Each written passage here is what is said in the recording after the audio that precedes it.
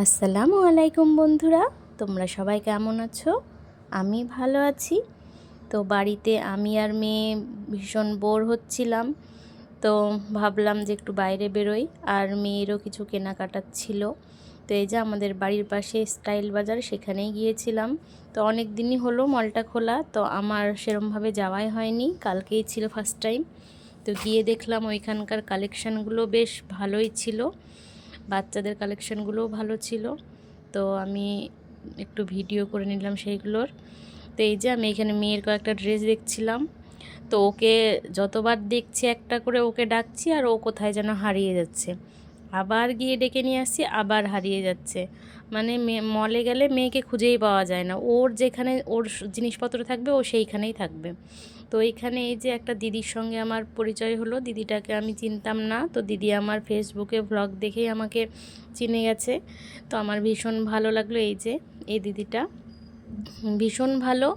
তো নিজে থেকে আমার সঙ্গে পরিচয় করলো, আমারও খুব ভালো লাগলো যে এই প্রথমবার কেউ আমার ব্লগ দেখে আমার সঙ্গে কথা বলে আমার সঙ্গে পরিচয় করলো।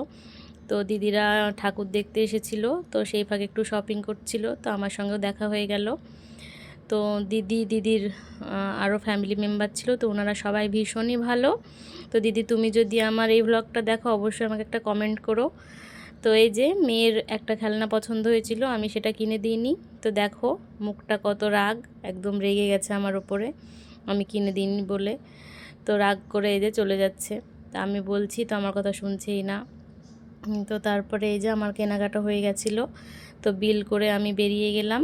তো মা কিছু মোর মার্কেট থেকে আমাকে কিনতে দিয়েছিল, তো আমি এই যে মোর মার্কেটে মেয়েকে নিয়ে এলাম। তো মোর মার্কেট যাব শুনে নাচতে নাচতে ঢুকেছে, কারণ মোর মার্কেটে গেলে ওর যে আরও কত আবদার থাকে সে ওই জানে। তাও আমি প্রথমেই বলেছিলাম যে কিছু আবদার করো না, আমি কিছু কিনে দেবো না, এমনিতে অনেক কিছু বাইরেকার বেশি খাওয়া হয়ে যাচ্ছে তোমার। তো গিয়ে এই যে মায়ের যেগুলো দরকার ছিল সেগুলো আমি নিয়ে নিলাম, তো নিয়ে বাড়ি চলে এসেছিলাম। তো আপনারা সবাই ভালো থাকবেন, সুস্থ থাকবেন।